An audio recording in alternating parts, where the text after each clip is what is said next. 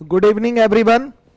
Height and distance की class आपकी चल रही है और काफी शानदार तरीके से आपको सारे क्वेश्चन करवाए जा रहे हैं। अभी हर स्तर के सवाल आपको कराए जाएंगे। अभी तो स्टार्टिंग बेसिक से ही होती है, धीरे धीरे आप अच्छे सवालों की ओर भी बढ़ेंगे। एक भी सवाल आपके एग्जाम में जितना मैं पढ़ाऊंगा उससे बाहर नहीं होगा, गारंटी हमारी है। चलिए, मैंने 12 नंबर तक का क्वेश्चन आपको करवा दिया था। अब देखिएगा 13 नंबर के क्वेश्चन पे आइए। किसी वृक्ष के शीर्ष से एक व्यक्ति वृक्ष की ओर गतिमान कार का उन्नयन कोण 30 डिग्री पाता है। 3 मिनट बाद वह कोण 60 डिग्री का हो जाता है। तब कितने समय बाद वृक्ष तक कार पहुंच जाएगी? ध्यान से देखिए, यह आपका वृक्ष है। क्वेश्चन नंबर 13 है, सामने आपके आ चुका है। यह वृक्ष है, यह ट्री है, इस पर एक व्यक्ति है। ध्यान से देखिएगा, वृक्ष की ओर एक कार है, गतिमान है, वृक्ष की ओर रीच कर रही है, पहुंच रही है। यह व्यक्ति कार का एक समय उन्नयन कोण क्या पाता है? यह कार है, सी से ही दिखा देते हैं यहां पर छोटा सा। एक समय उन्नयन कोण 30 डिग्री पाता है, तो आप कहेंगे कि व्यक्ति तो अवनमन कोण बनाएगा। ठीक है, ऊपर से अवनमन कोण, नीचे से उन्नयन कोण, दोनों क्या होते हैं? बराबर होते हैं। तो यहां से आप ये उन्नयन कोण बना देंगे कितने डिग्री? 30 डिग्री। फिर बोला गया है 3 मिनट बाद वह कोण 60 डिग्री का हो जाता है। तो 3 मिनट में कार क्या होगी? यहां से और आगे बढ़ेगी और करीब पहुंचेगी वृक्ष के, तो यहां आ गई। ये जो डिस्टेंस ट्रेवल हुई है ये 3 मिनट में ट्रेवल हुई है। ध्यान से देखिएगा, 3 मिनट में ट्रेवल हुई है। कार यहां पहुंची है। अब व्यक्ति यहां से उन्नयन कोण क्या पाता है? 60 डिग्री पाता है। यह सवाल है आपका। एक वृक्ष है, वृक्ष के ऊपर शीर्ष पे एक व्यक्ति बैठा है, वृक्ष की ओर गतिमान, वृक्ष की ओर आ रही गतिमान कार का उन्नयन कोण एक बार वो 30 डिग्री पा रहा है और 3 मिनट बाद उन्नयन कोण 60 डिग्री उसको दिखाई दे रहा है। ध्यान दीजिएगा, तो 3 मिनट में क्या होगा? कार यहां से उठ के यहां आ जाएगी, पोजीशन इसकी बदलेगी, वृक्ष के और ज्यादा करीब पहुंचेगी। तो अब पूछा है तब कितने समय बाद कार वृक्ष तक पहुंच जाएगी? तो डिसाइड करिए, समय शुरू से अंत तक का पूछा है कि केवल यहां से यहां तक का टाइम पूछा है? बेटा केवल यहां से यहां तक का समय आपका पूछेगा। ये टाइम आपका यहां से यहां तक का टाइम पूछेगा। बोला गया जब 60 डिग्री हो जा रहा है तब कार वृक्ष तक कितने देर में पहुंच जाएगी, ये पूछा है। सेकंड्स में आंसर देंगे। देखिए, ये दूरी जो है, मान लिया x दूरी है, ये 3 मिनट में तय हो रही है, तो ये जो दूरी होगी x/2 दूरी होगी, तो पक्का ये कितने देर में तय होगी? 1.5 मिनट में।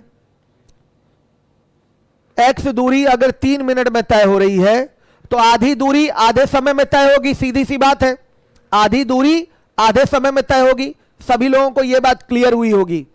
30 से एंगल ऑफ एलिवेशन 60 डिग्री हो रहा है। इट मींस अगर ये डिस्टेंस आपकी x है तो ये डिस्टेंस आपकी x/2 होगी। क्लियर है? आ रहा है समझ में? अगर ये डिस्टेंस आपकी x है तो ये डिस्टेंस x/2 होगी। क्लियर हो गया होगा ये चीज। अगर ये दूरी 3 मिनट में तय हो रही है, पक्का ये दूरी आधी दूरी 1.5 मिनट में तय होगी और यही आपका आंसर है। बेसिक आपको लगाना आता है, बेसिक लगाने की आवश्यकता नहीं है। अगर बेसिक लगाएं भी तो आप दूरी के साथ ये समय का प्रारूप उठा सकते हैं। अलग से ये x और x/2 लेने की आवश्यकता नहीं है। मतलब x और इसके आधार पर ये निकालने की जरूरत नहीं है। कर देता हूं बेसिक। बच्चों के मन में आता है कि सर बेसिक भी कर दीजिए, बच्चे कहते हैं कि बेसिक भी करिए। खैर, आंसर तो इसी तरीके से देना है, मेथड 1 के हिसाब से। ये डायरेक्ट आपका मेथड 1 हो गया, ये बेटा आंसर हो जाएगा आपका। आ गया समझ में? किसी को प्रॉब्लम नहीं हुई होगी। ये वृक्ष है, मैंने टी से दिखाया है, ये ट्री है। इसके टॉप पे एक व्यक्ति बैठा हुआ है, वृक्ष की ओर एक कार गतिमान है, वृक्ष की ओर ये चल रही है। एक समय वो कार का उन्नयन कोण 30 डिग्री पाता है और 3 मिनट बाद उन्नयन कोण 60 डिग्री का हो जाता है। तब बताइए कार वृक्ष तक कितने देर में पहुंच जाएगी? 1.5 मिनट में। ओरल आंसर देंगे 1.5 मिनट में, क्योंकि एंगल 30 से 60 हो रहा है, तो ये दूरी अगर x है तो ये दूरी x/2 हो जाएगी। क्लियर है सारे बच्चों को, आ रहा है समझ में? तो x दूरी तय करने में 3 मिनट का समय लगा है, तो आधी दूरी तय करने में आधा समय लगेगा, यानी कि 1.5 मिनट का टाइम लगेगा। इस तरीके से आप आंसर दे देंगे, ये मेथड 1 है। अब ध्यान दीजिएगा, अब बच्चे कहते हैं सर इसको बेसिक करिए, आइए बेसिक कर देते हैं। ये x हटा देते हैं, ये x हटा देते हैं, ये 3 मिनट की दूरी होगी, ये दूरी 3 मिनट में तय की जाएगी और ये दूरी t मिनट में तय की जाएगी। यही t आपका क्वेश्चन मार्क है। एक बार आप उठाएंगे tan 30, कट तो नहीं रहा है, tan 30 अगर आप उठाएंगे तो tan 30 की वैल्यू हो जाएगी बेटा क्या, ध्यान से देखिएगा, इस वृक्ष की ऊंचाई क्या है, h है, वृक्ष की ऊंचाई क्या मान लिया, h, तो ये हो जाएगा, हर एक बच्चा ध्यान देगा, h अपॉन में 3 + t। आप कहेंगे सर ये तो आपका समय का फिगर है, आपने दूरी के साथ इसको लेंथ के साथ कैसे रिलेट कर लिया? यहां कर सकते हैं, कोई प्रॉब्लम नहीं है। फाइनली हमें क्या करना है, h से ही इक्वेट कर देना है। h हमको चाहिए नहीं, हमको चाहिए t, ध्यान रखिएगा, तो h से ही इक्वेट कर देना है, तो वहां उस तरीके से वैल्यू रखी जा सकती है। समझिएगा ये चीज, क्लियर है सारे बच्चों को? तो यहां डायरेक्ट हम दूरी से भी दूरी से रिलेट करने की जरूरत नहीं, आप ऐसा टाइम वाला भी फिगर रख देंगे तो कोई प्रॉब्लम नहीं होगी। फाइनली h को गायब करना है, मतलब h बराबर निकाल लेंगे और उसी को इक्वेट कर देंगे, यही इतना काम करना है हमको। तो tan 30 की वैल्यू हो जाएगी 1/√3 और ये हो जाएगा h/3 + t। ध्यान से देखिएगा, तो ये हो गया आपका h√3 = 3 + t। कोई दिक्कत नहीं, यहीं पर t, यहीं पर h का मान ला के रख सकते हैं, यहां h बराबर लिख लीजिए 3 + t और /√3। समीकरण 1 हो गया। अब tan 60 एक बार उठाएंगे और tan 60 बराबर हो जाएगा h/t हो जाएगा। आपको समझना पड़ेगा कि हम डायरेक्ट यहां समय क्यों उठा ले रहे हैं, क्योंकि h से तो हमको इक्वेट कर देना है, h की वैल्यू हमें चाहिए नहीं, इसलिए हम डायरेक्ट वहां पर बेस की जगह t का प्रयोग कर ले रहे हैं। क्योंकि ये जो बेस है, ये जो इतनी दूरी है वो t समय में तय होगी, तो इसको, इस दूरी को हमने रिप्रेजेंट कर दिया t समय से, इस दूरी को हम रिप्रेजेंट कर देंगे t समय से। तो ये हो जाएगा आपका √3 = क्या, h/t। तो t बराबर क्या हो जाएगा बताइएगा, h/√3। समीकरण 2 हो जाएगा। आ रहा है समझ में? अब लिखेंगे समीकरण 1 तथा 2 से, हर एक बच्चा ध्यान देगा, इन दोनों को इक्वेट कर दीजिए। सॉरी, h बराबर निकालना है, h बराबर आएगा √3t, h की वैल्यू ही निकालनी है, इक्वेट कर दीजिए तो आएगा √3t बराबर 3 + t अपॉन √3। आ गया समझ में? हर एक बच्चा ध्यान देगा, तो t बराबर आ गया 1.5 मिनट। बच्चे इसका बेसिक पूछा करते हैं कि बताइए सर बेसिक क्या होगा, वही पुराना तरीका है बेसिक निकालने का। आपको t को निकालना है तो आप h को इक्वेट कर लीजिए, दो आपके समीकरण आएंगे, आपका एक बार tan 30 लेने पर और एक बार tan 60 लेने पर। h के साथ आपने समय वाला फिगर रखा है, तो हाँ मैंने ये मान लिया कि ये इस दूरी को रिप्रेजेंट करेगा 3 मिनट और इस दूरी को रिप्रेजेंट करेगा t मिनट। ठीक है, हमने ये मान लिया इसलिए वहां रख दिया। फाइनली हमें h तो निकालना नहीं है, हमें चाहिए t ही, तो h तो गायब ही हो जाएगा, तो t आपका निकल के आ जाएगा इस तरीके से, और ये आपका आंसर होगा। समझ में आया होगा सभी बच्चों को? अब आ जाइएगा, आपका 14 नंबर का क्वेश्चन है, 14 नंबर का सवाल है। एक भी सवाल आपके एग्जाम में, चाहे वो एनटीपीसी का एग्जाम हो, चाहे सीडीएस का पेपर हो, चाहे एसएससी टीयर 1 टीयर 2 हो, एक भी सवाल बाहर नहीं होगा। जितना पढ़ाऊंगा उसी के अंतर्गत आएगा और सबसे शॉर्टेस्ट वे में सारी चीजें आपको कराई जा रही हैं। अब देखिएगा 14 नंबर का क्वेश्चन है, भूमि से 1 किलोमीटर की ऊंचाई पर क्षैतिज तल में गतिमान किसी हवाई जहाज का उन्नयन कोण 60 डिग्री देखा गया तथा 10 सेकंड बाद उन्नयन कोण 30 डिग्री देखा गया। जहाज का एक समान वेग किलोमीटर प्रति घंटा में क्या है, यूनिफॉर्म वेलोसिटी मांगा गया है यहां पर मैथ में आप यहां वेलोसिटी और स्पीड दोनों सेम समझेंगे, जबकि फिजिक्स में चीजें थोड़ा सा आपको डिफाइन करके बताना पड़ेगा। फिजिक्स चीज है नहीं, यहां पर स्पीड और वेलोसिटी दोनों सेम समझेंगे आप। एक समान वेग यानी कि यूनिफॉर्म वेलोसिटी आपसे पूछ रखा है, यानी कि यूनिफॉर्म स्पीड पूछ रखा है, आपसे ये निकालना है। और जानते हैं आपकी चाल बराबर क्या होता है, दूरी बटा में समय। किसी भी क्षण या किसी भी समय में कितनी दूरी तय की गई है, अगर वो पता चल जाए, वो अगर आपको पता चल जाए तो जहाज का आपको वेग या स्पीड पता चल जाएगा। क्योंकि चाल बराबर होता है बेटा दूरी बटा में समय। दूरी पता चल जाए और वो दूरी कितनी देर में तय हुई है तो तुरंत आप चाल निकाल लेंगे, कोई प्रॉब्लम नहीं होगी। देखिएगा, भूमि से 1 किलोमीटर की ऊंचाई पर क्षैतिज तल में ये गतिमान है। यहां पर हवाई जहाज, ध्यान दीजिएगा, यहां पर एरोप्लेन है, हर एक बच्चा देखेगा। ये भूमि तल से इसकी ऊंचाई कितनी है, 1 किलोमीटर। फिगर समझिएगा, ये एरोप्लेन है, भूमि तल से इसकी ऊंचाई क्या है, 1 किलोमीटर है। अब बोला गया है हवाई जहाज का उन्नयन कोण 60 डिग्री देखा गया, तो यह आधार हो जाएगा, समझिएगा ये चीज। और यहां से उन्नयन कोण क्या दिखेगा, 60 डिग्री। ये उन्नयन कोण क्या दिख गया, 60 डिग्री। हर एक बच्चा समझेगा इस चीज को। ये आपका आधार हो गया, आधार से ही तो ऊंचाई पर देखेंगे, एरोप्लेन को देखेंगे, तो ये उन्नयन कोण दिख गया यहां से 60 डिग्री। एरोप्लेन आपका क्षैतिज तल में गतिमान है, ऐसे नहीं जा रहा है, ऐसे चल रहा है एरोप्लेन, क्षैतिज तल में गतिमान है, समझिएगा। हवाई जहाज ऊपर जाके क्या हो जाता है, कैसे चलने लगता है, हॉरिजॉन्टल चलने लगता है, तो उसी तरीके से ये गतिमान है। तो देखिए, बोला गया है 10 सेकंड बाद उन्नयन कोण 30 डिग्री देखा गया। तो अब ये आगे बढ़ेगा, 10 सेकंड बाद एरोप्लेन यहां आ जाएगा। ध्यान से देखिएगा, ये दूरी 10 सेकंड में तय करके एरोप्लेन यहां आ जाएगा। यहां नहीं आएगा, यहां आएगा तो आपका ये कोण बढ़ जाएगा, समझिएगा। इधर नहीं आएगा, आगे ही जाएगा, तभी आपका उन्नयन कोण 30 डिग्री होगा, पीछे नहीं जा सकता। आप अगर यहां ले आएंगे तो अब तो कोण और बढ़ जाएगा ना, 60 से भी ज्यादा हो जाएगा, तो आगे ही जाएगा। तो 10 सेकंड में एरोप्लेन की पोजीशन चेंज होकर यहां पर हो गई। अब यहां पर उन्नयन कोण बेटा क्या हो रहा है आपका, यहां पर उन्नयन कोण क्या हो रहा है बताइएगा, 30 डिग्री हो रहा है, 30 डिग्री हो रहा है। तो पूछा गया है जहाज का एक समान वेग क्या होगा, यूनिफॉर्म वेलोसिटी क्या होगी। तो देखिए, अगर हमें बस ये पता चल जाए कि ये दूरी कितनी है, तो हमें पता है कि ये 10 सेकंड में तय की जा रही है। पेन ड्राइव उठाइए, 10 सेकंड में तय की जा रही है। हर एक बच्चा ध्यान देगा, अगर ये डिस्टेंस पता चल जाए तो हमारा काम हो जाएगा। सुनिए, ये फिगर सीधा है और इसको अब हम उल्टा कर देंगे। उल्टा कर देंगे तो आपके जाने पहचाने फिगर के रूप में ये परिवर्तित हो जाएगा। दिखाता हूं मैं अभी। श्योर है कि ये 30 है तो ये भी 30 होगा भाई, ये भी तो 90 है।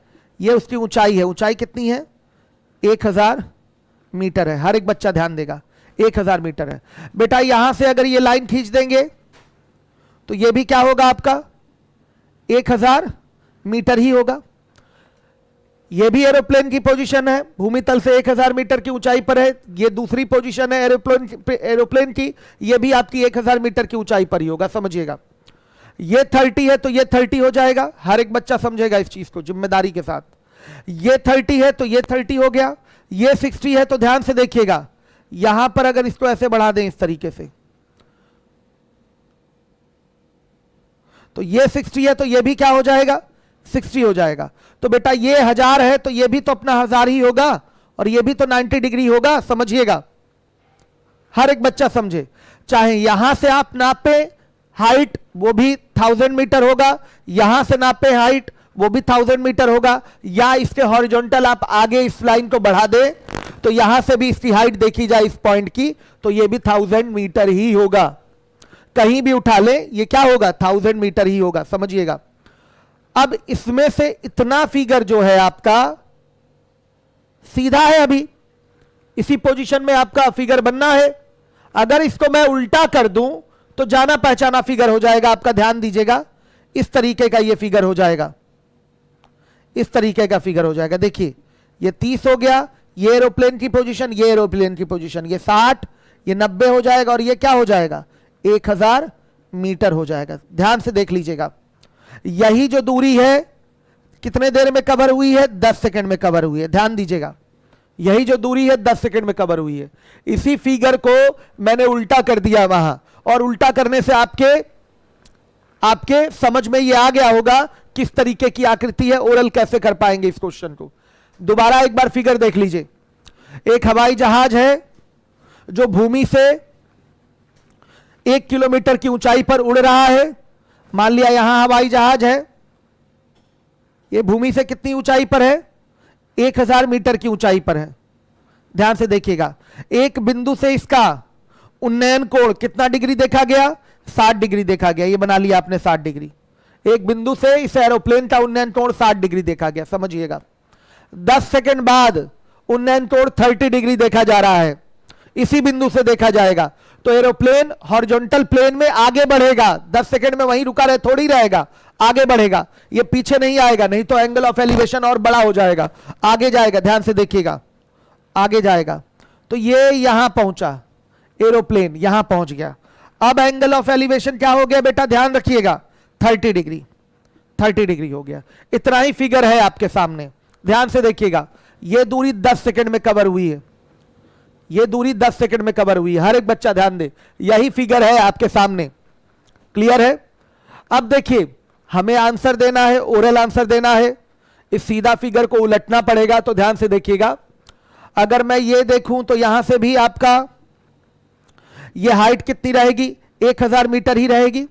अगर मैं इसको आगे बढ़ा लूं और यहां से इसको मिला दूं तो बेटा ये भी 90 डिग्री। ध्यान से देखिएगा, और ये 1000 मीटर है तो ये भी क्या होगा? 1000 मीटर ही होगा।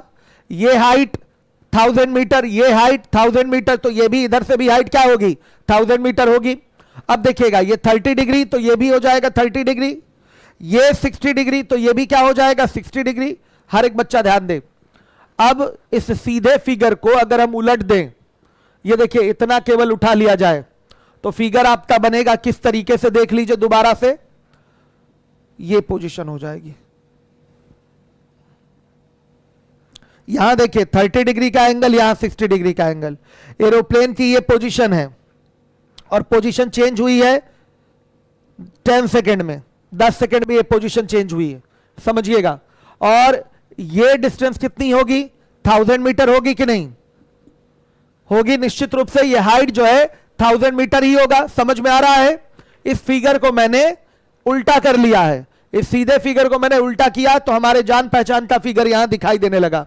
अब सबको दिखाई दे रहा है, ये 30 डिग्री है, ये 60 डिग्री है। तो ये दूरी बेटा 10 सेकंड में तय हुई है, तो ये दूरी 5 सेकंड में तय होगी कि नहीं होगी?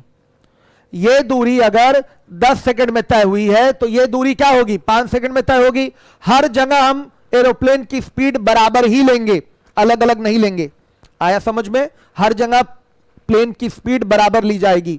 यह दूरी अगर 10 सेकंड में तय हुई है तो यह दूरी 5 सेकंड में तय होगी। अब देखिएगा, 60 डिग्री के सामने 1000 मीटर है, यानी कि x रूट 3 है। तो यह x होता है तो यह क्या आएगा? 1000 बटा में रूट 3, यह मीटर आ जाएगा। अब देखिए, कंफर्म हो लीजिए कि यहां से यहां तक की दूरी क्या है आपकी? ये 90 डिग्री का एंगल रहेगा। हाइट ले रहे हैं तो ये वर्टिकल हाइट ही होगा। ध्यान दीजिएगा, तो ये डिस्टेंस 5 सेकंड में कवर हुई है। तो हमें चाहिए वेग। वेग को यहां क्या बोलेंगे? चाल ही बोलेंगे। और एक समान चाल चाहिए, तो चाल बराबर क्या होता है बताइएगा? दूरी बटा में समय। तो दूरी क्या हो जाएगा? ये हो गया 1000 बटा रूट 3 और बटा में समय क्या है? 5 सेकंड। कटेगा तो यह आ जाएगा 200। 200 बटा रूट 3, ये मीटर पर सेकंड में आ रहा है। अब आपको ध्यान देना है कि 1 मीटर पर सेकंड बराबर होता है 18 बटा 5 किलोमीटर पर आवर। यह आपको दिमाग में रखना है। 1 मीटर प्रति सेकंड बराबर होता है 18 बटा 5 किलोमीटर प्रति घंटा। हर एक बच्चा दिमाग में रखेगा इस बात को। तो ये 200 बटा में रूट 3 मीटर पर सेकंड आ रहा है, तो इसको लिख सकते हैं 200 बटा में रूट 3 गुणे 18 बटा क्या? 5 किलोमीटर प्रति घंटा। सॉल्व करेंगे बेटा, ध्यान रखिएगा, ये कट गया, ये कितना आ रहा है? 40, और रूट 3 से कटाएंगे तो ये आएगा 6 रूट 3 आएगा। तो ये हो गया 6 चौके 24, 240 रूट 3 किलोमीटर पर आवर।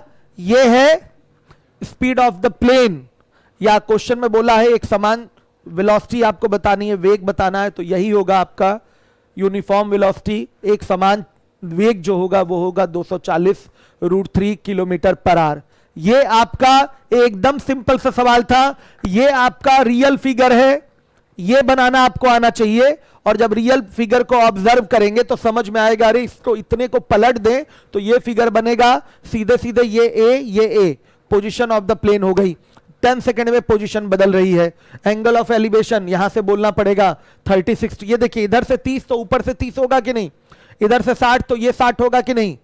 समझिए, नीचे से उन्नयन, ऊपर से अवनमन, बात क्या रहेगी, बराबर रहेगी। तो इस तरीके से आपका फिगर बन जाएगा और हंसते गाते आपका आंसर आ जाएगा। कैसा है बेटा बताइए, मजा आया करके? आगे अगले क्वेश्चन पे आ जाइए आप लोग। 15 नंबर का सवाल है, 15 नंबर का प्रश्न है, हर एक बच्चा देखेगा। देखिए वेलोसिटी और स्पीड आप मैथ्स में दोनों सेम मानेंगे, वो वेग होता है, ये चाल होता है। चाल आपकी स्केलर क्वांटिटी होती है और वेलोसिटी आपकी वेक्टर क्वांटिटी होती है। इन सब चीजों के बारे में आपको यहां पर समझने की आवश्यकता नहीं, और आप सीधे सीधे यहां वेग को चाल ही समझेंगे। चाल बराबर दूरी बटा समय, इसी से निकलेगा। चलिए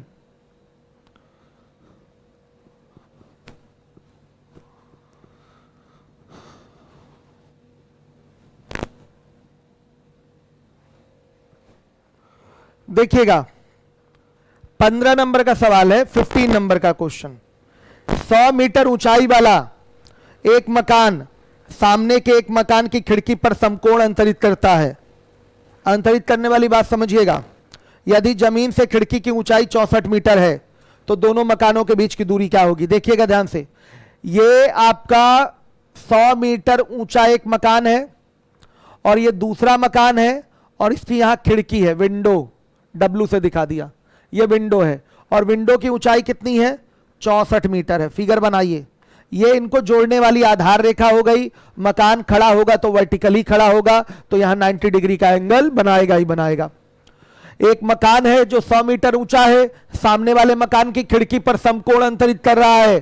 तो अंतरित करने वाली बात मैंने बताई थी कि इस खिड़की पे आप आइए, इस खिड़की पे आप आइए और इसके टॉप को देखिए और इसके बॉटम को देखिए, यानी कि बेस को देखिए, सिर से पैर तक देखिए किसी व्यक्ति के, तो बोला जाएगा वो व्यक्ति आपकी आंख पर क्या कर रहा है, थीटा कोण अंतरित कर रहा है। तो वही चीज है, ये मकान सामने वाली मकान की खिड़की पर समकोण अंतरित कर रहा है। इसका मतलब क्या, यहां से आप आंख गड़ा के देखेंगे, देखिए यहां से देखेंगे, खिड़की से आप देखेंगे, इसके टॉप को देखेंगे, इसके बॉटम को देखेंगे, तो एक रेखा टॉप पे जाएगी, एक रेखा बॉटम पे जाएगी। समझिएगा बात को, दो रेखाएं ही तो आंख से निकलेंगी आपकी, एक टॉप पे जाएगी और एक बॉटम पे जाएगी। तो ये बोला जाएगा कि ये जो मकान है, सामने वाले मकान की खिड़की पर कोण अंतरित किया, और वो कोण कितने डिग्री का है, 90 डिग्री का, 90 डिग्री का कोण है। इस तरीके से हमने एक आयत यहां बना दिया, तो ये 90 डिग्री का कोण माना जाता है। बार बार यहां 90 लिखने की आवश्यकता नहीं है। हो गया ये। अब देखिए खिड़की की ऊंचाई क्या है, 64 मीटर है। खिड़की 64 मीटर ऊंचा है। अब मकान कितना ऊंचा है उससे हमको मतलब नहीं है, मकान कितना ऊंचा है उससे हमको मतलब नहीं है। दोनों मकानों के बीच की दूरी पूछा है, यानी कि ये डी, ये मिलाने वाली, दोनों मकानों के आधारों को मिलाने वाली ये रेखा है, और यही उनके बीच की क्या होगी, दूरी होगी। डी क्वेश्चन मार्क है, डी बेटा आपसे पूछ रखा है, ध्यान दीजिएगा जिम्मेदारी के साथ। अब देखिए यहां से कंस्ट्रक्शन कर देंगे, ये 90 डिग्री पर एक परपेंडिकुलर ड्रॉ कर दिया जाएगा, अनिवार्य है। 90 डिग्री पर क्या कर देंगे, एक परपेंडिकुलर ड्रॉ कर देंगे। देखिएगा, तो देखिए ये डी होगा तो ये भी क्या होगा, डी हो जाएगा, क्योंकि एक आयत बनता हुआ दिखाई दे रहा है आपको। ये 64 मीटर है तो ये भी क्या होगा, 64 मीटर हो जाएगा। तो बेटा ये फिर कितना आएगा, 36 मीटर आएगा। डी की वैल्यू चाहिए, आप ज्योमेट्री के भी माध्यम से दिखा सकते हैं। जब मैं आपको सिमिलरिटी पढ़ाऊंगा तो वहां यह चीज दिखाऊंगा, इस तरीके का समकोण त्रिभुज का फिगर बनता है, और समकोण जहां बन रहा है उसके शीर्ष से सामने लंब खींच देते हैं, यानी कि कर्ण पे जब लंब डाल दिया जाता है तो क्या होता है, इस लंब की जो माप होती है इन दोनों के गुणनफल का वर्गमूल होती है।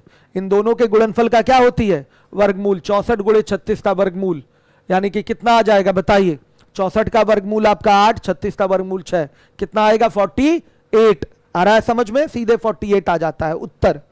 यह आपका ज्योमेट्रिकल प्रॉपर्टी से कर सकते हैं आप, लेकिन यहां हम लोग हाइट एंड डिस्टेंस की बात कर रहे हैं, तो पहले हाइट एंड डिस्टेंस वाली बात समझ लीजिए। क्वेश्चन नंबर ये 15 है। मेथड 1 की बात की जाए, ध्यान से देखिएगा, ये मेथड 1 है। ये आपका क्या होगा बेटा, अगर अल्फा है तो ये कोण क्या आ जाएगा, 90 माइनस अल्फा आ जाएगा। सहमत है? हर एक बच्चा देखेगा पूरा ये कोण क्या है, 90 डिग्री है। समकोण अंतरित करने वाली बात सबको समझ में आ गई है। एक मकान जो है सामने वाले मकान की खिड़की पर समकोण अंतरित कर रहा है। मकान 100 मीटर ऊंचा है और खिड़की की जो ऊंचाई है आधार से 64 मीटर है। तो ये मकान मैंने लिया, यहां ये खिड़की हो गई, ध्यान दीजिएगा, जिसकी ऊंचाई आधार से 64 मीटर है। यहां अपना आंख गड़ाइए, आंख से देखेंगे तो इस मकान के टॉप को देखेंगे और बॉटम को देखेंगे तो दो ही रेखाएं तो आपकी आंख से जा रही हैं पूरा इस मकान को देखने के लिए। एक टॉप पे जाएगी, एक बॉटम पे जाएगी। ऊपर से नीचे देख लीजिए, आया समझ में? तो ये हो गया आपका, ये हो गया आपका देखना इस खिड़की से इस मकान को। तो बोला क्या जाएगा, ये मकान इस खिड़की पर या आपकी आंख पे, खिड़की पे आंख गड़ाए हुए हैं, तो मकान खिड़की पर 90 डिग्री का कोण अंतरित कर रहा है, 90 डिग्री का एंगल सबटेंड कर रहा है। समझ रहे हैं इस बात को? या खिड़की पर 90 डिग्री का एंगल सबटेंड करना या आपकी आंख पर 90 डिग्री का एंगल सबटेंड करना, इस बात को हम पहले भी आपको समझा चुके हैं। कोण अंतरित करना, ये बात कैसे निकल के आती है वो चीज आपको क्लियर हो चुकी है। तो देखिए, अगर इस कोण को बेटा मैं अल्फा मान लूं तो ये 90 माइनस अल्फा हो जाएगा। तो आइए यहां पर एक बार उठाते हैं हम कॉट अल्फा। तो ये होता है आधार बटा में लंब। हर एक बच्चा देखेगा, हर एक बच्चा कॉट अल्फा क्या, tan अल्फा ही उठा लीजिए, कोई दिक्कत नहीं। tan अल्फा बराबर लंब बटा आधार, तो 64 बटा क्या हो जाएगा, d। सही है? यहां tan अल्फा ले रहे हैं तो ये लंब हो जाएगा, ये आधार हो जाएगा। समीकरण 1 हो गया। दूसरा आइए देखिए, यहां लिखेंगे tan 90 माइनस अल्फा बराबर हो जाएगा 36 बटा में d। समीकरण 2 हो गया। अभी मत लीजिए, tan 90 माइनस अल्फा को बोल सकते हैं कॉट अल्फा बराबर 36 बटा डी। देखिएगा ये समीकरण 2 हो गया। क्लियर है सारे लोगों को? आ रहा है समझ में? अब समीकरण 1 और 2 का गुणा कर देंगे, लिखेंगे समीकरण 1 गुणे समीकरण 2 से क्या हो जाएगा, tan alpha into cot alpha बराबर 64 बटा डी और गुणे 36 बटा डी। देखिएगा बेटा, tan अल्फा से कॉट अल्फा कैंसिल हो गया, रेसिप्रोकल है, तो क्या आ रहा है, डी स्क्वायर बराबर 64 गुणे 36 आया। तो डी बराबर क्या, अंडर रूट 64 गुणे 36। बोलिए कितना हो गया डी बराबर 48 मीटर। यानी कि दोनों मकानों के बीच की दूरी 48 मीटर है। दोनों मकानों के बीच की दूरी 48 मीटर है। ध्यान दीजिएगा हर एक बच्चा जिम्मेदारी के साथ, यह तरीका है। एक बार और फिगर समझ लीजिए, एक बार फिगर और समझा दे रहा हूं। देखिए बोला गया है एक 100 मीटर ऊंचा मकान है, सामने वाले मकान की खिड़की पर समकोण अंतरित करता है और खिड़की की आधार से ऊंचाई क्या है आपकी 64 मीटर है। तो मकान की ऊंचाई से मतलब नहीं है हमको, केवल खिड़की से मतलब है। यहां आ गया डब्ल्यू, विंडो। तो अंतरित करने का मतलब क्या होगा, ये अंतरित कर रहा है, इसका मतलब अगर आप खिड़की से इसके टॉप को देखेंगे और इसके बॉटम को देखेंगे तो यहां कितने डिग्री का एंगल बनेगा, 90 डिग्री का एंगल बनेगा। समझ में आया? ये सबटेंडेड एंगल वाली बात पहली क्लास में भी बताई जा चुकी है आपको। अब देखिए ये ऊंचाई बेटा कितनी है, 64 मीटर है, और ये मकान की ऊंचाई 100 मीटर है। हमें यहां खिड़की तक की ऊंचाई 64 मीटर पता है। कंस्ट्रक्शन अनिवार्य है, ध्यान से देखिएगा। ये 90 डिग्री यहां से परपेंडिकुलर खींच लीजिए। दोनों आधारों के बीच की दूरी डी आपसे पूछा गया है। दोनों मकानों के बीच की दूरी डी आपसे पूछा गया है, तो दोनों मकानों के बीच की दूरी डी यही होगी। मकान जब भी खड़ा होगा तो वर्टिकली खड़ा होगा। आ रहा है समझ में? मकान जब भी खड़ा होगा तो क्या खड़ा होगा, वर्टिकली खड़ा होगा। हर एक बच्चा ध्यान देगा, ये डी है तो ये भी क्या होगा, डी होगा। हर एक बच्चा देखे, ये एक आयत है। क्या है बेटा, ये एक आयत है। हर एक बच्चा देखेगा तो ये डी है तो ये भी डी है। तो इसको अल्फा बोल दीजिए, पक्का ये 90 माइनस अल्फा आएगा। एक बार tan अल्फा उठा लीजिए, एक बार tan 90 माइनस अल्फा उठा लीजिए। सामने फिगर आपके है, तो एक tan 90 minus alpha cot alpha हो जाएगा। मल्टीप्लाई करेंगे तो tan कॉट कट जाएगा, केवल डी का वैल्यू आपका एक बार में निकल आएगा। कोई प्रॉब्लम? अब देखिए यहीं पर अगर मैं मेथड 2 की बात कर लूं, अगर मैं मेथड 2 की बात करूं, याद रखिएगा ये चीज, अगर ये 90 डिग्री का कोण है, ये ए है, ये बी है, ये सी है, यहां से इस पे आपने लंब एक खींच रखा है, ये डी है, ये अगर ए है, ये बी है, और ये अगर पी है, या अगर ये डी है, अगर ये डी है, तो ज्योमेट्री में आपको ये बताया जाता है, मैं प्रूव भी करवाऊंगा जब ज्योमेट्री पढ़ाऊंगा, तो होता क्या है, डी स्क्वायर बराबर ए इंटू बी, ये होता है, क्या आता है, डी स्क्वायर बराबर ए इंटू बी आता है। ज्योमेट्री में ये चीज बताई जाएगी, देखिएगा यहां पर राइट एंगल ट्रायंगल है, हर एक बच्चा समझेगा, ये राइट एंगल ट्रायंगल है, यहां पर ये राइट एंगल है, आ रहा है समझ में। यहां से आपने एक परपेंडिकुलर ड्रॉ कर लिया है, और इस परपेंडिकुलर की लेंथ डी है, जो इस हाइपोटेनियस को, कर्ण को दो भागों में बांटी है, ए और बी में बांटी है, तो डी का स्क्वायर बराबर होता है ए इंटू बी। ज्योमेट्री की चीज है, वहीं बताऊंगा मैं डिटेल में। तो बेटा डी बराबर क्या आ जाएगा, बताइएगा, अंडर रूट ए बी। उसी के माध्यम से अगर इस सवाल को आप करना चाहें तो ये बेटा 64, तो ये भी 64, तो ये कितना 36 हो जाएगा, ए की वैल्यू 36, बी की वैल्यू 64, इसी में रख देंगे, आंसर आ जाएगा। बोलिएगा होगा कि नहीं, ये हो जाएगा आपका 36 इंटू 64, कितना आ रहा है 48 मीटर, ये आपका आंसर है। ज्योमेट्री के सहारे ये बोला जा सकता है, बिना आप tan cot का प्रयोग किए भी इसका आंसर दे सकते हैं, लेकिन tan cot का प्रयोग ज्यादा जरूरी है, आपको हाइट एंड डिस्टेंस सीखना है, ये तो ज्योमेट्री में सीखेंगे ही, ये नियम कैसे ये आता है ये भी मैं बताऊंगा आपको डिटेल में। चलिए आ जाइए, अब अगला सवाल है 16 नंबर का। नाव में बैठा एक व्यक्ति देखता है कि एक चट्टान के शिखर पर स्थित मीनार का उन्नयन कोण 60 डिग्री है। चट्टान के शिखर पर मीनार है, समझिएगा, तथा चट्टान के शिखर का उन्नयन कोण 30 डिग्री है। मीनार की ऊंचाई अगर 60 मीटर हो तो चट्टान की ऊंचाई क्या होगी। नो प्रॉब्लम, फिगर बनाइएगा। फिगर बनाते ही आंसर आपके हाथ में, बड़े मजे के साथ एक एक क्वेश्चन लगाइए आप, मजा आएगा आपको। 16 नंबर का क्वेश्चन है, ध्यान से देखिए। ये चट्टान है, क्या है, चट्टान है, ऊपर क्या है बेटा, मीनार है, समझिएगा। तो बोला गया है नाव में बैठकर एक व्यक्ति एक चट्टान के, यहां पर देखिए, यहां मान लिया नदी है, नाव में यहां एक व्यक्ति बैठा है, मीनार के शिखर का ये उन्नयन कोण कितना देखता है वो बता दीजिए, कितना डिग्री देखता है, 60 डिग्री देखता है। आ रहा है समझ में। यहां ये व्यक्ति है, नाव में बैठा एक व्यक्ति है, ये आपका मीनार का शिखर है, मीनार के शिखर का उन्नयन कोण ये कितना देखता है, 60 डिग्री देखता है, समझिएगा। ये है आपका चट्टान, और चट्टान का शिखर ये है, इसका उन्नयन कोण ये यहीं से कितना देख रहा है बताइए, 30 डिग्री देख रहा है। यहां से ये उन्नयन कोण 30 डिग्री देख रहा है। बोला गया है मीनार की ऊंचाई 60 मीटर है, ये देखिएगा, मीनार की ऊंचाई यहां से कितना है, 60 मीटर है। तो पूछा गया है, बताइए, पूछा गया है कि चट्टान की ऊंचाई क्या होगी। यह एच आपसे पूछ रखा है, यह एच आपसे पूछा है। बेसिक तो करने की आवश्यकता नहीं है कि कर दें, बताइए जैसा कहिए। बेसिक अगर करना है बेटा तो इसको आपको मानना पड़ेगा। आइए पहले मेथड 1 डायरेक्ट करता हूं, फिर बेसिक बताऊंगा, ठीक। यह फिगर है, एक चट्टान है, चट्टान के ऊपर है मीनार। बोला गया है कि नाव में एक व्यक्ति बैठा हुआ है, मतलब निश्चित रूप से यह क्या होगी, नदी होगी यहां कहीं। यहां नाव में एक व्यक्ति बैठा हुआ है, मीनार के शिखर का उन्नयन कोण 60 डिग्री देखता है। यह मीनार का टॉप है, ऊपर देखेगा यह पूरा उन्नयन कोण 60 डिग्री बनेगा। और फिर चट्टान के शिखर का, यह चट्टान है, चट्टान का यह शिखर होगा, जो मीनार का पाद होगा, यानी कि फुट ऑफ द मीनार होगा, समझिएगा, वो क्या होगा आपका, इसका शीर्ष होगा। इसका क्या होगा, शीर्ष होगा, चट्टान का शीर्ष। तो यहां से चट्टान के शीर्ष का उन्नयन कोण वो कितना देख रहा है बताइएगा, 30 डिग्री देख रहा है। तो यहां से रेखा जाएगी, ये 30 डिग्री होगा। पूछा गया है बताइए कि चट्टान की ऊंचाई क्या होगी। करूं ओरल, देखिएगा, मेथड 1 से कर रहा हूं। ये 30, ये 90 पक्का होगा, ये कितना आएगा, 60 आएगा बेटा, बताइए 60 आएगा। ये बेटा 60 है, ये 90 है, तो ये कितना 30 आएगा।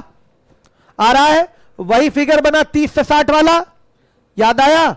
30 से 60 वाला बना कि नहीं बना, तो 30 से 60 वाला फिगर बनता है। तो ये अगर x है तो ये x/2 होगा। श्योर है, 30 से 60 के लिए कर दिया। अगर बेटा ये x होगा तो ये x/2 2 होगा। इसका मतलब h बराबर क्या आ गया 60/2 यानी कि 30 मीटर। ये डायरेक्ट आपका आंसर आ जाएगा, समझिएगा। ये आपका मेथड 1 है, स्क्रीनशॉट ले सकते हैं एक ही बार में। देखिए ये 90 है, ये 30 है तो ये 60 आएगा, ये 90 है, ये 60 है तो ये 30 आएगा। फिगर वही वाला बन गया आपका, फिगर आपका वही वाला बन गया, समझिएगा।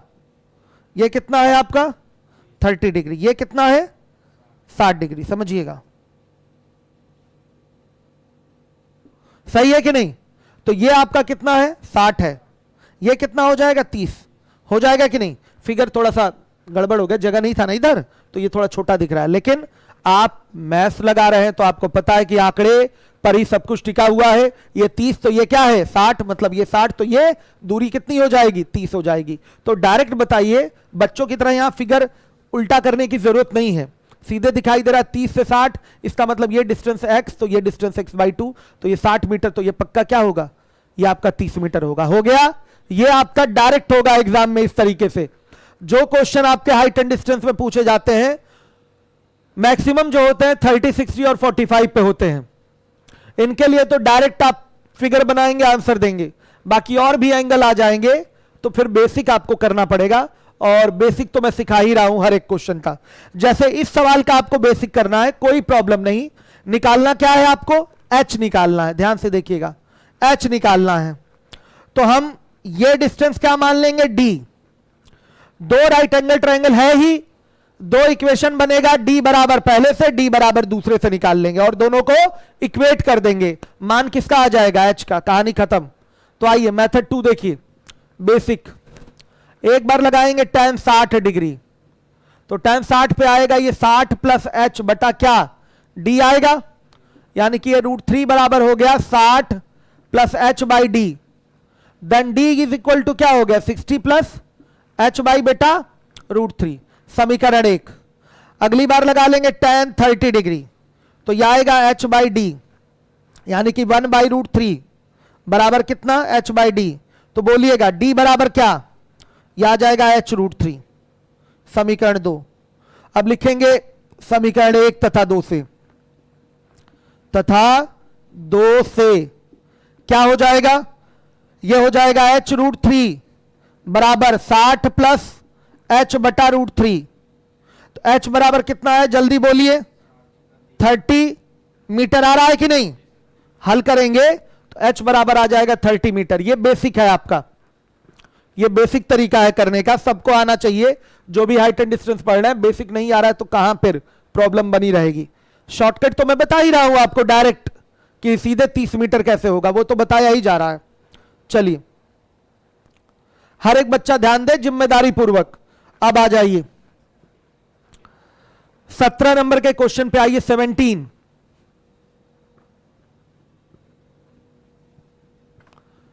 सत्रह नंबर के सवाल पे आ जाइए हर एक बच्चा। 17 नंबर के क्वेश्चन पे आइए। एक मकान सामने वाले मकान की खिड़की पर समकोण अंतरित करता है तथा पहले मकान के पाद से खिड़की का उन्नयन कोण 60 डिग्री है। यदि दोनों मकानों के बीच की दूरी 6 मीटर है तो पहले मकान की ऊंचाई क्या होगी? बड़े आराम से आप फिगर बनाते ही आंसर की प्राप्ति कर लेंगे। ये पहला मकान है और पहला मकान सामने वाले मकान की खिड़की पर क्या कर रहा है, समकोण अंतरित कर रहा है। ध्यान से देखिएगा, ये समकोण अंतरित कर रहा है तो ये फिगर यहां से बना लिया।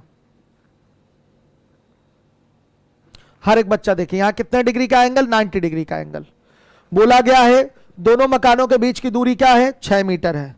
और ये बोला है कि पहला मकान पहले मकान के पाद से खिड़की का उन्नयन कोण 60 डिग्री है। तो पहले मकान का ये क्या हुआ, पाद हुआ बेटा, बताइए। यहां से खिड़की का उन्नयन कोण क्या है, 60 डिग्री। तो यहीं पर डायरेक्ट ये 60 डिग्री का एंगल बनेगा। हर एक बच्चा ध्यान दे, यहीं पर ये 60 डिग्री का एंगल बनेगा। हर एक बच्चा जिम्मेदारी से ध्यान देगा, किसी को दिक्कत नहीं होनी चाहिए। आ रहा है समझ में? हो रहा है। देखिए अब ये विंडो इससे भी ऊपर हो जाए, कोई फिगर में गड़बड़ी नहीं है, क्योंकि ये तो ऊंचाई दी नहीं गई है, तो हम यहां पर बाध्य नहीं है कि इसी के नीचे रखें। हम हो सकता है विंडो और ऊपर कर सकते हैं, हमारी मर्जी, समझिएगा इस चीज को, ठीक है। उससे हमारे आंसर पे कोई प्रभाव नहीं पड़ने वाला है। ये ऊंचाई नहीं पता है हमको, हर एक बच्चा जिम्मेदारी से देखेगा। ठीक है। अब देखिए यहां से आप परपेंडिकुलर ड्रॉ करेंगे, अनिवार्य है। यहां से आपने क्या किया, परपेंडिकुलर ड्रॉ किया, हर एक बच्चा देखेगा जिम्मेदारी के साथ। अब देखिए ये 60 डिग्री का एंगल है तो पक्का क्या होगा, ये 60 डिग्री का एंगल होगा। अब ये पूरा 90 है, ये 60 है, तो ये क्या होगा 30 डिग्री। कितना होगा 30 डिग्री। हर एक बच्चा देखिए क्या हो जाएगा 30 डिग्री। अब देखिए ये 6 मीटर है तो ये भी क्या होगा 6 मीटर होगा। हर एक बच्चा ध्यान दे, ये 6 मीटर है तो ये भी क्या होगा 6 मीटर होगा। समझिएगा इस चीज को, ये 6 मीटर तो ये भी 6 मीटर। अब ये 60 है, ये x√3 होता है, ये क्या होता है, ये आपका x होता है, तो पक्का ये 6√3 होगा। माप ऐसी आई है, इसका मतलब ये नीचे ही है। कोण के हिसाब से ये माप इस तरह से निकल के आया है, मतलब खिड़की क्या है, इससे नीचे ही है। समझिए इस चीज को, पहले नहीं पता था, अब पता चला है खिड़की इससे नीचे ही है। समझिएगा, आंकड़ा देखकर पता चल रहा है खिड़की नीचे ही रहेगा। 6√3 हो गया, आ रहा है समझ में।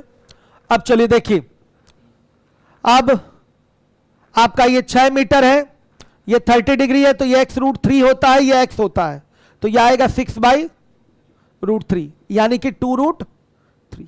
आ रहा है समझ में। 6/√3 का मतलब क्या हो गया 2√3। ये पहला मकान है आपका,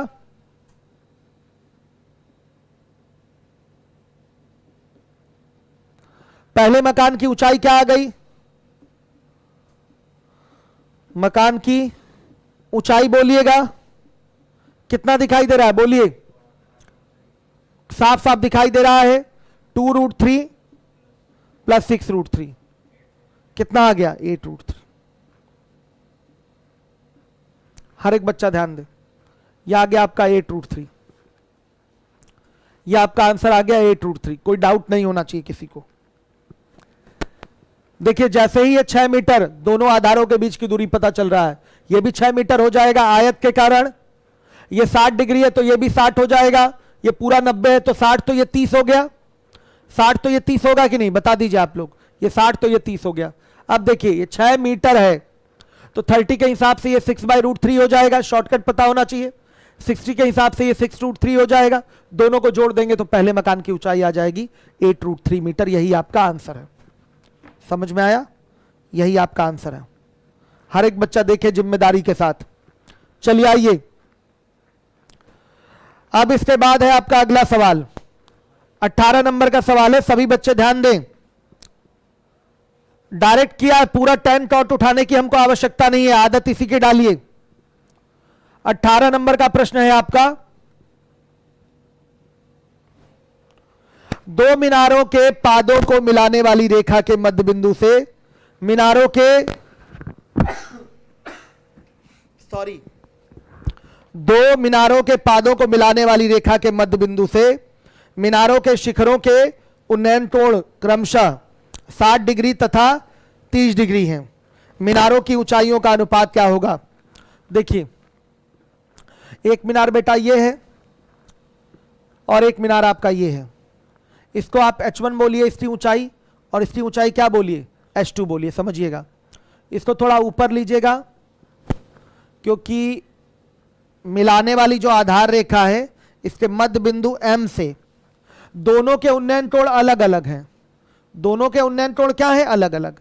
ये उन्नयन कोण यहां 60 डिग्री है और यहां से उन्नयन कोण 30 डिग्री है, मतलब ये ज्यादा ऊंचाई पर है पहला वाला मीनार और ये कम ऊंचाई पर है। आपको एंगल देखकर समझना पड़ेगा। ये आ गया आपका 60 डिग्री, ये आपका आ गया 30 डिग्री। समझिएगा, अब देखिएगा बोला गया है उनकी ऊंचाइयों का अनुपात क्या होगा। बड़ी नॉर्मल सी बात है, अगर ये डिस्टेंस हम x बोल दें तो क्या ये भी डिस्टेंस x होगी, बताइए बेटा, होगी। अगर ये डिस्टेंस x है तो ये भी डिस्टेंस क्या होगी, x होगी। या x ना बोलकर ये डिस्टेंस अगर 1 है तो ये भी डिस्टेंस 1 होगी। आ रहा है समझ में। तो अब ध्यान दीजिएगा, 60 का आधार 1 है और 1 का मतलब ये x होता है, x बराबर 1, तो ये बनेगा x√3 यानी कि ये √3 आ जाएगा। सहमत है। अब देखिए 30 डिग्री के लिए आधार 1 है यानी कि x√3 होता है, तो x बराबर क्या आएगा 1/√3। सहमत है। आपने अपने 30 और 60 वाले रिलेशन का यूज किया है, बहुत अच्छे से यूज कर रहे हैं और इसके माध्यम से कहीं भी आपको tan cot उठाने की जरूरत नहीं पड़ रही है, जहां पर एंगल 30, 60 और 45 दिखाई दे रहा है। बोला गया है ना ये दो मीनार हैं, मान लिया ये पहला मीनार, इसकी ऊंचाई h1, इसकी ऊंचाई h2। फिगर चूंकि बनाना है, फिगर अगर हम गड़बड़ भी बना दें तो भी हमारा आंसर मैच करेगा, याद रखिएगा। फिगर अगर हम यहां गलत भी बना दें तो भी हमें कोई दिक्कत नहीं होने वाली है, हमारा आंसर मैच करेगा। ठीक, देखिए मध्य बिंदु तो लेना ही है। मध्य बिंदु जब ले रहे हैं, ये मिलाने वाली आधार रेखा हो गई, तो ये डिस्टेंस अगर x है तो ये भी डिस्टेंस x होगी, या x नहीं लेना चाहते हैं, ये डिस्टेंस 1 है तो ये भी डिस्टेंस 1 होगी। तो बताइए 60 डिग्री आधार 1 हो गया, तो ये लंब कितना आएगा बताइए, √3 आएगा कि नहीं। 60 के लिए मैंने सिखाया है कि ये x होता है और ये x √3 होता है, तो x बराबर 1 तो ये √3 हो जाएगा x √3 की वजह से। यहां देखिए 30 के सामने क्या आएगा, आधार इसका x √3 होता है और ये लंब x होता है, तो x √3 बराबर 1, तो x बराबर 1/√3 हो गया। अब पूछा गया है h1 और h2 का रेशियो आपसे पूछा गया है, तो क्या हो जाएगा h1 h2 का रेशियो, देखिएगा √3 क्या 1/√3, सही है। तो रेशियो क्या आएगा 3:1।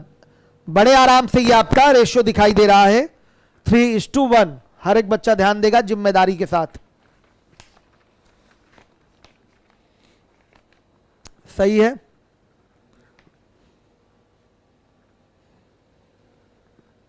आ रहा है ना समझ में सबको, समझिएगा जिम्मेदारी के साथ। क्वेश्चन नंबर था 18, ऐसे ही लगाना है एग्जाम में आपको। अब आ जाइए अगले सवाल पे, 19 नंबर का क्वेश्चन है। 19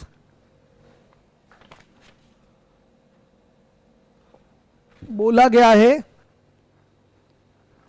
एक मीनार अपने आधार की सतह में स्थित एक बिंदु A पर अल्फा कोण अंतरित करती है। देखिए ये मीनार है, ये इसका आधार हो गया, आधार में एक बिंदु A स्थित है, इस पर ये मीनार जो है अल्फा कोण अंतरित कर रही है, मतलब यहां से मीनार के टॉप को देखेंगे और मीनार के बेस को देखने वाली रेखा यही आधार रेखा ही हो जाएगी। तो ये कोण कितने डिग्री का होगा, अल्फा का। कितने का कोण बना है, अल्फा का। ये मीनार है आपका, ये मीनार है, हर एक बच्चा देखेगा। एक मीनार अपने आधार में स्थित एक बिंदु A पर, ये आधार है इसका, क्षैतिज रेखा यही आधार होगी, आधार में स्थित बिंदु A पर अल्फा कोण अंतरित करती है। उन्नयन कोण वगैरह की बात नहीं बोला है, किस बिंदु से इसके शीर्ष का उन्नयन कोण अल्फा है, ये नहीं ऐसे बोला है। क्या बोला है कि ये इस पे अल्फा कोण अंतरित करती है। इसका मतलब क्या, ए बिंदु से इसके टॉप को देखेंगे, इसके बॉटम को देखेंगे, दो रेखाएं जाएंगी और यहां कोण बन जाएगा अल्फा। ये हो गया। अब क्या बोला है, और ए के ठीक आई मीटर ऊपर, ये आई मीटर ऊपर, और भी ऊपर हो सकता है, कोई दिक्कत नहीं, समझिएगा इस चीज को, हमने थोड़ा कम ही लिया है। आई मीटर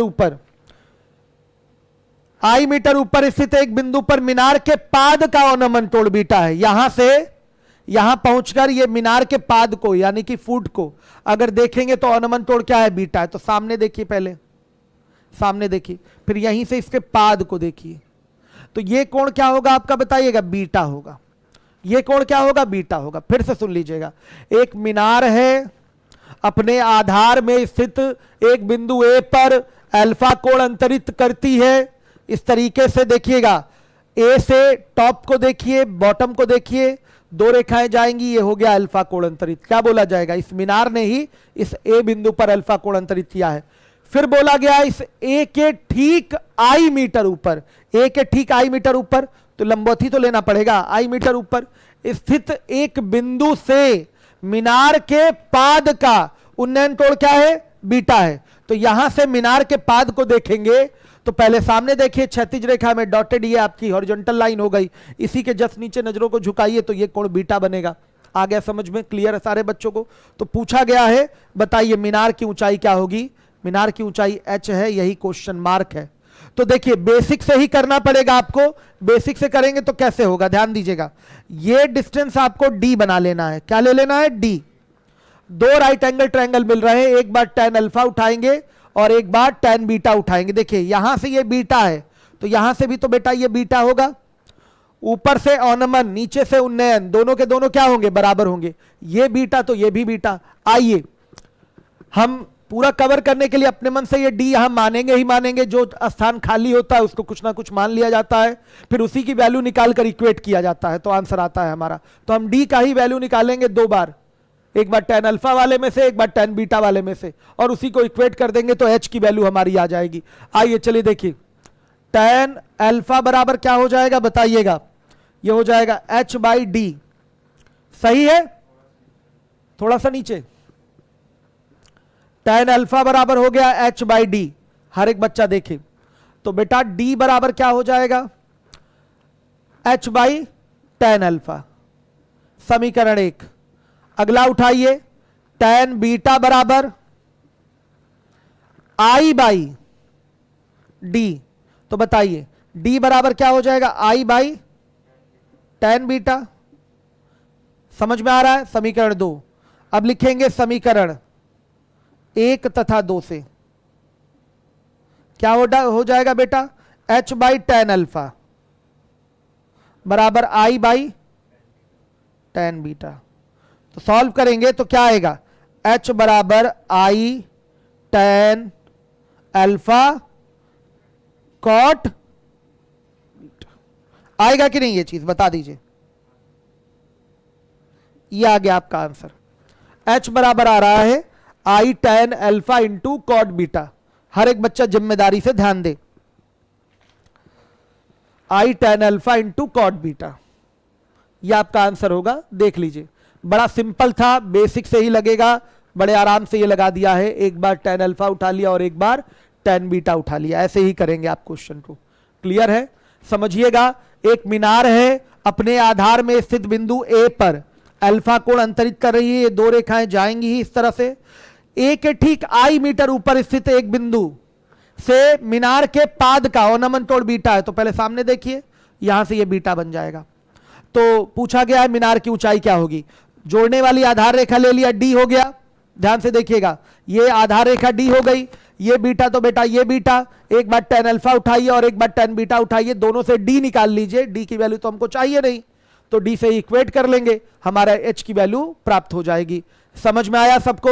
जरा मैं आप लोग एक कमेंट देखना चाहूंगा, मेरा मोबाइल उठाइए। यूट्यूब पे आप लोग मेरे पोस्ट शेयर नहीं करते, इसका मुझे शिकायत रहेगा आप लोगों से हमेशा, मरते दम तक। चलिए, पोस्ट शेयर नहीं करते आप लोग मेरा,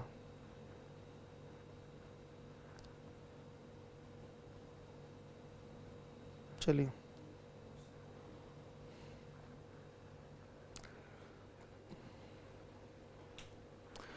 सर मैं नागपुर में जॉब करता हूं एज अ असिस्टेंट मैनेजर,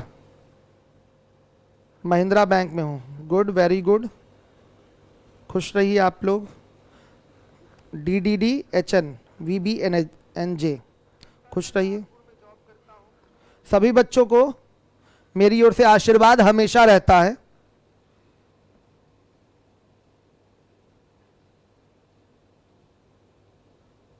चलिए, प्लेलिस्ट बना है कि नहीं, इसका बना है ना, चलेगा, बहुत बढ़िया। अच्छा, इनका नाम है धीरेन्द्र कुमार शुक्ला, ठीक है, बहुत बढ़िया, गुड। नंदू बिन की इनकी बात सुनिए भाई, शेयर कर दिया करिए। आप लोग मेरी बेइज्जती कराते हैं, मेरे सब्सक्राइबर जो हैं कम हैं, ठीक है, अब मुझे लगती है थोड़ी बेइज्जती, ठीक है। इतना अच्छा खासा लंबा चौड़ा मैथ्स पढ़ाने वाला टीचर, कम सब्सक्राइबर रखा हुआ है, तो कहीं ना कहीं से बेइज्जती। अब पहले मैंने कभी ध्यान ही नहीं दिया, हमें ज़रूरत ही नहीं लगी यूट्यूब की, इसलिए मैंने कभी इस पर काम ही नहीं किया। यूट्यूब के चैनल तो 1 साल पहले से 1.5 साल पहले से बना हुआ है, लेकिन उसमें केवल मैं कभी कभी क्लास लीवोलन वालों की डिस्टर्ब होती थी तब उसको चलवाता था, लेकिन अब रेगुलर चलेगा यूट्यूब। आप लोग लेकिन शेयर करते रहिए, ये गलत बात है, ये गलत है। चलिए आइए देखिए, अगला सवाल है आपका 20th नंबर का, 20वें नंबर का सवाल है। 20 नंबर का बच्चों प्रश्न है आपका, देखिएगा। एक झील से a मीटर ऊंचाई पर स्थित एक बिंदु से किसी बादल का उन्नयन कोण अल्फा है तथा उसके प्रतिबिंब का अवनमन कोण बीटा है, बादल की ऊंचाई क्या होगी? ध्यान से देखिएगा, 20th नंबर का क्वेश्चन है। फिगर अगर क्लियर हो गया कोई दिक्कत नहीं आने वाली है। देखिएगा, एक झील है, ये है झील, समझ में आया? ये झील है। झील की सतह से कितना ऊपर? ए मीटर ऊपर। ये झील की सतह से इसकी ऊंचाई हो गई ए मीटर ऊपर। ए मीटर ऊपर स्थित किसी बिंदु से आप देख रहे हैं तो एक बादल है यहां पर। बादल का उन्नयन कोण क्या दिखाई दे रहा है? अल्फा दिखाई दे रहा है। समझिएगा, फिगर क्लियर कर लीजिए। एक आपका झील है, हर एक बच्चा देखे, झील की सतह से ए मीटर ऊपर, ये एम हटा देते हैं, ए मीटर ऊपर स्थित एक बिंदु से ऊपर आकाश में एक बादल होगा। बादल का उन्नयन कोण आप अल्फा देख रहे हैं।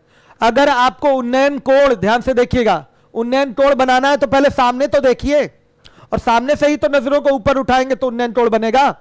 पहले सामने देख रहे हैं, बादल ऊपर है तो ऊपर देखने के लिए नजर ऊपर उठाइए, बादल दिख जाएगा, तो उन्नयन कोण बन गया आपका। जितना डिग्री का कोण बनाते हुए आपकी आंख ऊपर की ओर उठ जाती है बादल को देखने के लिए, वही उन्नयन कोण होगा। तो पहले सामने देखेंगे, ये क्षैतिज रेखा बनना जरूरी है, हॉरिजॉन्टल लाइन। समझिए इस चीज को। देखिए, अब यहां पर ये बादल है, बादल का ये उन्नयन कोण अल्फा पाया गया। पूछा गया बादल की ऊंचाई बताइए। मान लिया बादल की इस झील के सतह से ऊंचाई क्या है? एच है। इसी एच को प्राप्त करना है। एक चीज और दी गई है, इस बादल का प्रतिबिंब जो बना है, बादल का जो प्रतिबिंब बना है उसका औनमन कोण बीटा है। इसी बिंदु से औनमन कोण बीटा है। तो ध्यान दीजिएगा, प्रतिबिंब कहां बनेगा बताइए? पानी के अंदर, पानी के अंदर, झील के पानी के अंदर। ये पानी जो होगा फ्लैट सरफेस होगा, और फ्लैट सरफेस सपोज कर लिया जाता है ये प्लेन मिरर की तरह व्यवहार करेगा। ध्यान दीजिएगा, किसकी तरह व्यवहार करेगा? प्लेन मिरर की तरह। समझिए, डार्कनेस होती है ना पानी में, बताइएगा, ऐसा नहीं है कि पूरा आर पार दिख जाता है, ऐसा तो है नहीं भाई। पानी में क्या होता है? ऐसा तो है नहीं कि जब आप देख रहे हैं, क्या कहते हैं, समुद्र का जल देखिए, नदी का जल देखिए, आप जाकर देखें, ऐसा थोड़ी कि एकदम तल तक आप देख लेंगे अपनी आंखों से, ऐसा तो नहीं होता ना। तो वो टोटली ट्रांसपेरेंट होता नहीं, इसलिए इसको हम मान लेते हैं समतल दर्पण की तरह व्यवहार कर रहा है। तो जो तरीका समतल दर्पण में इमेज फॉर्मेशन का होता है वही तरीका यहां भी होगा। और वो तरीका क्या होता है? समतल दर्पण में आप जितनी दूरी पर मिरर के सामने खड़े हैं, जैसे हम 5 मीटर की दूरी पर मिरर के सामने खड़े हैं, तो हमारा जो प्रतिबिंब बनेगा मिरर के अंदर 5 मीटर की दूरी पर बनेगा। समझिएगा, यानी कि मिरर हमसे 5 मीटर की दूरी पर है तो हमारा प्रतिबिंब हमसे कितनी दूरी पर होगा? 10 मीटर की दूरी पर होगा। एसएससी में अक्सर यह सवाल जीएस में पूछता है कि आप समतल दर्पण के सामने हैं, 2 मीटर की दूरी पर है, आपका प्रतिबिंब आपसे कितनी मीटर की दूरी पर बनेगा? तो 4 मीटर की दूरी पर बनेगा, सीधे दुगना। जितनी दूरी पर आप खड़े होते हैं, जितनी दूरी पर आप खड़े होंगे उतना ही अंदर, ये जैसे हम 2 मीटर की यहां दूरी पे है तो ये 2 मीटर की ही दूरी दिखाई दे रही है, सरफेस यहां क्लोज दिखाई दे रहा है, लेकिन बेटा जो प्रतिबिंब बनेगा इसके अंदर बोला जाएगा, बनेगा इस शीशे के अंदर बनेगा, मिरर के अंदर बनेगा, और 2 मीटर की दूरी पर बनेगा। यानी कि आपसे जो प्रतिबिंब की दूरी होगी वो 4 मीटर होगी। सेम कॉन्सेप्ट यहां भी लगेगा। ध्यान दीजिए, शीशा मिरर की तरह ही ये भी व्यवहार करेगा। ये झील का जो पानी है, तो जितनी ऊंचाई पर सतह, ये देखिए यहीं से ये रिफ्लेक्ट होगा, जितनी ऊंचाई पर ये बादल होगा उतनी गहराई पर बेटा क्या बनेगा? इसका प्रतिबिंब बनेगा। उतनी ही गहराई में इसका क्या बनेगा? प्रतिबिंब। अगर ये एच है तो ये भी क्या होगा? एच होगा। यहां से इसकी दूरी ये क्या हो जाएगी? एच। और ये बना आपका बीटा, ये औनमन कोण हो गया बीटा, ये नीचे देखेंगे बीटा हो गया। यहां से कितने राइट एंगल ट्रायंगल मिल रहे हैं? 2। कितने मिल रहे हैं? 2। ध्यान से देखिएगा, ये अगर दूरी a है तो ये दूरी क्या हो जाएगी? a हो जाएगी। तो ये दूरी कितनी आ गई? h माइनस ए। और यहां से ये दूरी कितनी आ जाएगी? h प्लस ए। यानी कि इस समकोण त्रिभुज के लिए लंब h माइनस ए हो जाएगा और इस समकोण त्रिभुज के लिए लंब h प्लस ए हो जाएगा। समय चूंकि समाप्त हो चुका है आपका, हम इस क्वेश्चन को दोबारा कल समझाएंगे। फिर से टाइम देना पड़ेगा 15 मिनट का इस क्वेश्चन के लिए, क्योंकि इसका डेरिवेशन थोड़ा सा लंबा है, और जब एक बार डेराइव हो गया ना तो हम फॉर्मूला ही उसका बना देंगे शॉर्टकट की तरह, सेकंडों में क्वेश्चन आप कर पाएंगे। ये फिगर है, कई लोग नहीं समझ पाए होंगे, कल दोबारा फिर बनाऊंगा। ये आपका सतह है, सतह से ही परावर्तन होगा, तो जितना ऊपर बादल होगा उतना ही अंदर प्रतिबिंब भी बनेगा। h ऊंचाई पर बादल है तो h गहराई पर एच गहराई पर बादल का प्रतिबिंब होगा, समझिएगा। इन चीजों को हम कल दोबारा डिटेल में एक बार डिस्कशन करेंगे। बस 1 घंटे की क्लास आज चलेगी, ज्यादा नहीं। सत्यम मिश्रा, ऐसा नहीं है, आप कभी भी देखिए पानी जितना भी साफ हो, जब डेंस कहीं वाटर कलेक्ट है तो निश्चित रूप से नीचे तक आप नहीं देख पाएंगे। जैसे आप बताइए नदी में, समुद्र में आपको तल दिखाई देता है क्या? नहीं दिखाई देता ना, तो इसीलिए उसको डार्कनेस माना जाता है वहां पर, और फिर वो प्लेन मिरर की तरह व्यवहार कर जाएगा अपने फ्लैट सरफेस के कारण। ठीक है, मिलूंगा मैं कल इसी समय 7:30 बजे, और तब तक ये सारे क्वेश्चन आप लोग पीछे के दोहरा लीजिए, ओरल लगाने की कोशिश करिए। मैं फिर से आपको दोहरा दूं कि मैं गारंटी देता हूं कि एक भी सवाल आपका एग्जाम में बाहर नहीं होगा, चाहे जो भी आप एग्जाम देने के लिए जा रहे हो। Thank you very much.